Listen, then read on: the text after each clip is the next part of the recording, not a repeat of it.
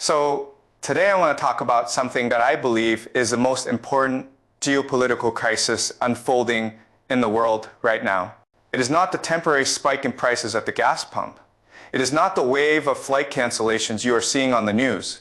And it is certainly not the typical, superficial political posturing happening in Ottawa, Washington, or Brussels. The most important question is this: what happens when the entire European continent realizes it is weeks away from running out of essential fuel, and the only democratic allies capable of saving them are completely paralyzed by their own internal laws? And the answer, when you look at it carefully, is deeply unsettling.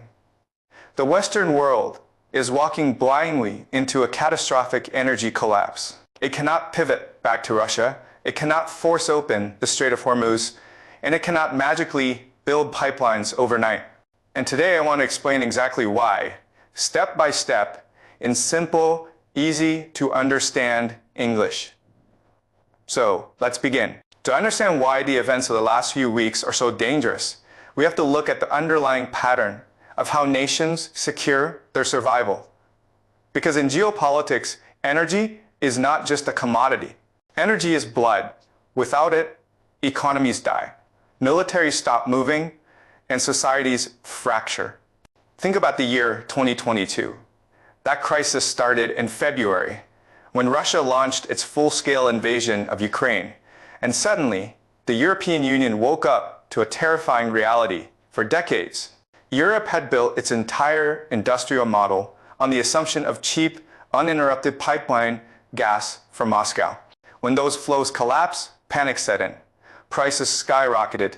Governments scrambled. Why? Because of a universal principle in grand strategy. When a nation outsources its core survival needs to an unpredictable actor, it loses its sovereignty. Europe barely survived the winters of 2022 and 2023. They survived by paying exorbitant premiums for liquefied natural gas, or LNG, and by pivoting heavily to the Middle East, specifically Qatar, to replace the Russian supply. They traded a reliance on Moscow for a reliance on the Persian Gulf. But here is what makes the current situation in April 2026 even more unprecedented and infinitely more dangerous than the shock of 2022. In 2022, the alternative supply routes were open. The tankers could still sail. The global market could still reroute the fuel, even if it was incredibly expensive. Today, the Middle East is engulfed in a war that has fundamentally severed those routes. The Strait of Hormuz, the most critical energy choke point on planet Earth, is effectively blocked. Nearly 20% of the world's traded oil and a massive portion of its LNG is trapped behind an impenetrable wall of asymmetric warfare and geopolitical brinkmanship. The backup plan has burned down. And that is where the true danger begins. But here is where things get really serious for Europe. Let's imagine a hypothetical scenario. Let's imagine that European leaders simply decide to do what they did in 2022. They decide to open their checkbooks, subsidize the costs, and buy their way out of the crisis. On the surface, some might say this is a painful but viable strategy. Europe is wealthy. They can outbid poorer nations for whatever gas and oil is left on the open market, right? But here's why that thinking completely misreads the situation on the ground today. The physics of the global supply chain no longer allow for it. Let me walk you through the chain reaction, step by step, of what is actually happening right now. Step 1, the storage deficit. Europe is entering the critical spring refill season with its underground gas storage sitting at just 30%. That is a 5-year low. Following a harsh winter, the reserves are depleted. By EU law, they must hit 90% by December. To do that, they need to inject nearly 60 billion cubic meters of gas into the ground. But the primary tap in the Middle East is shut off. Step 2, the aviation paralysis. It is not just natural gas. The International Energy Agency has just issued a warning that Europe has roughly 6 weeks of jet fuel left. 6 weeks? Roughly 40% of the world's jet fuel supply relies on transit through the Strait of Hormuz. When airlines cannot fuel their planes, trade stops, tourism dies, and the logistical arteries of the continent harden. Step 3, the Asian bidding war. Because the Middle East is cut off, the global pool of available LNG has shrunk dramatically. So Europe must now look to the United States and other smaller suppliers, but they are not the only ones looking. Asia, specifically China, Japan, South Korea, and Taiwan, is also desperate for energy. This triggers a ruthless bidding war. Prices do not just rise, they multiply. We are seeing Dutch TTF gas benchmarks nearly double. Step 4, the industrial shutdown. As prices hit these stratospheric levels, European factories cannot afford to operate. In Germany, the industrial heartland of Europe, manufacturing plants rely heavily on natural gas to produce chemicals, steel, and fertilizers. If they cannot afford the gas, they shut down the plants. Step 5, the global contagion. When European industry shuts down, millions of jobs vanish. Inflation surges because the cost of producing everything has doubled. And because the global economy is deeply interconnected, this massive European recession instantly drags down the American and Asian economies with it. This is why Europe cannot simply outspend the crisis. They are trapped by the physical reality of a bottlenecked ocean. They cannot advance. They cannot retreat. They cannot stay where they are. This is the trap. Now, let me tell you what happens next, because this is the part no one is talking about. And it involves a country that should be the hero of this story, but is instead entirely paralyzed. If the Middle East is closed and Europe is freezing, you would look at a map and immediately point to North America. Specifically, you would point to Canada. Canada possesses some of the vastest reserves of oil and natural gas on the planet. Geopolitically speaking, Canada is the ultimate safe haven. It is a stable democracy. It is immune to Middle Eastern conflicts, and it has the exact resources that Europe is currently begging for. Just days ago, Canada's official opposition leader, Pierre Poilievre, penned an urgent letter demanding an emergency energy supply plan. He pointed out the obvious. Canada must unblock its oil and gas to fuel its allies abroad. He demanded the pre-approval of LNG plant sites on Canada's east coast to ship gas directly across the Atlantic to Europe. Now, on the surface, this sounds like the perfect logical solution. Europe needs gas, Canada has gas, build the terminals, ship the gas, save the global economy. But here's why it will not work in time. And it reveals one of the most tragic strategic failures of the last decade. For years, Canada has systematically strangled its own energy infrastructure through immense regulatory barriers. Laws like Bill C-69 have made it nearly impossible to build major pipelines and export terminals rapidly. They instituted industrial carbon taxes and regulatory red tape that forced massive companies to halt expansion over the last decade. While the world is becoming more dangerous, Canada actively chose to landlock its own energy. They spent years and billions of dollars building a regulatory apparatus designed to slow things down in the name of domestic environmental politics. Now, the crisis is here, and politicians are trapped by their own past decisions. To reverse course now requires dismantling years of legislation, firing regulatory bodies, and admitting that the entire policy was strategically blind. That is the sunk cost fallacy. And it is one of the most powerful and dangerous forces in human decision-making.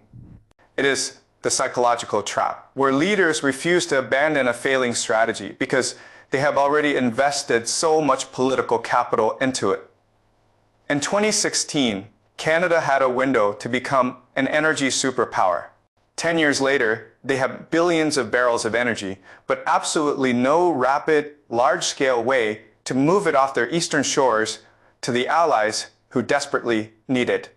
Right now, there are over 110 oil-laden tankers trapped in the Persian Gulf. Europe is watching the clock tick down on its 6-week jet fuel supply, and Canada, sitting on an ocean of energy, is drowning in paperwork. And that brings us to the most terrifying piece of this puzzle, because the assumption driving all of this panic, the assumption that we just need to survive a few weeks until the war ends and the Strait of Hormuz reopens, is a complete illusion. And now I want to tell you something that most mainstream media is completely hiding from you. When you watch the news, the narrative is always framed around a temporary disruption. They talk about peace talks.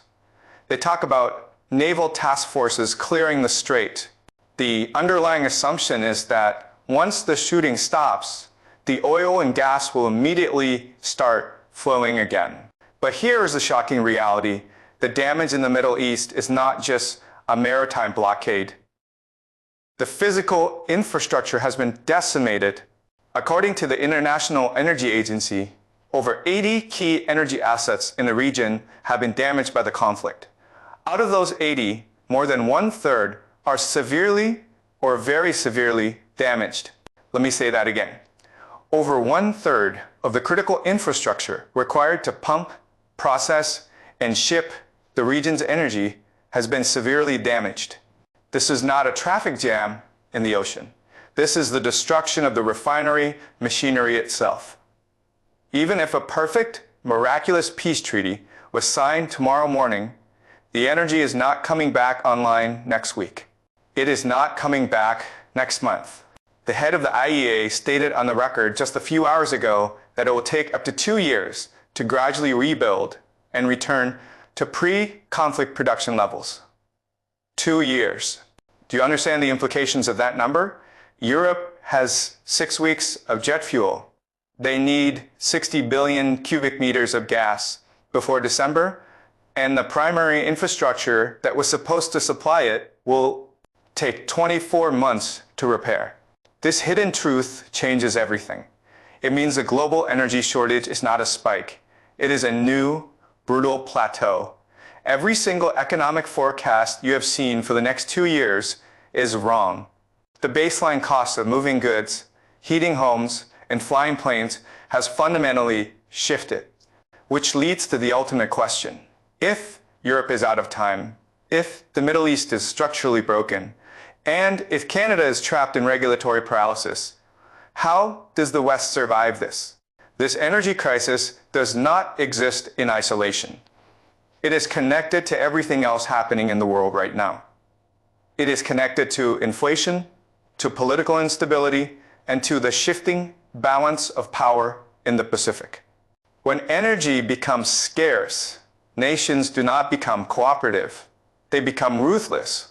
We are entering an era where energy security is no longer a matter of economics. It is a matter of hard military security. The only viable path forward is a complete, radical restructuring of how the Western Hemisphere views its own resources. The United States and Canada must immediately treat their domestic oil and gas reserves not as environmental liabilities, but as the geopolitical arsenal of democracy. This means passing emergency wartime-style legislation to bypass bureaucratic red tape. It means pre-approving LNG export terminals on the Atlantic coast today. It means laying pipeline with the exact same urgency that our military builds supply lines during a global conflict. That is not abandoning climate goals. That is geopolitical survival. You cannot transition to a green economy if your industrial base collapses and your society fractures into chaos. Because the lights went out, the West has the resources to be entirely self-sufficient. North America has the capacity to fully supply Europe, to stabilize global prices, and to permanently strip hostile nations of the leverage they hold over the global economy. but it requires a total paradigm shift in leadership. It requires leaders to look at reality not as they wish it to be, but as it actually is. Whether the current leaders in Ottawa, Washington, and Brussels have the courage to abandon their sunk costs and take that path, that is the most important question of our time. And honestly, I don't know the answer. So let's quickly summarize exactly what we have covered today so you can see the full picture. The global choke point because the Iran war has effectively closed the Strait of Hormuz, trapping 20% of the world's traded oil and massive amounts of LNG. The European countdown, because Europe's gas storage is at a 5-year low of 30%, and they have roughly 6 weeks of jet fuel remaining, which leads to imminent flight cancellations and industrial shutdowns.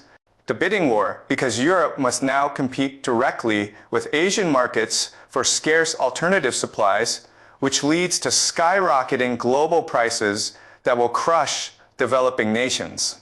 The Canadian paralysis, because despite possessing vast reserves, Canada is trapped by years of anti-development laws and the sunk cost fallacy, preventing them from rapidly supplying their allies.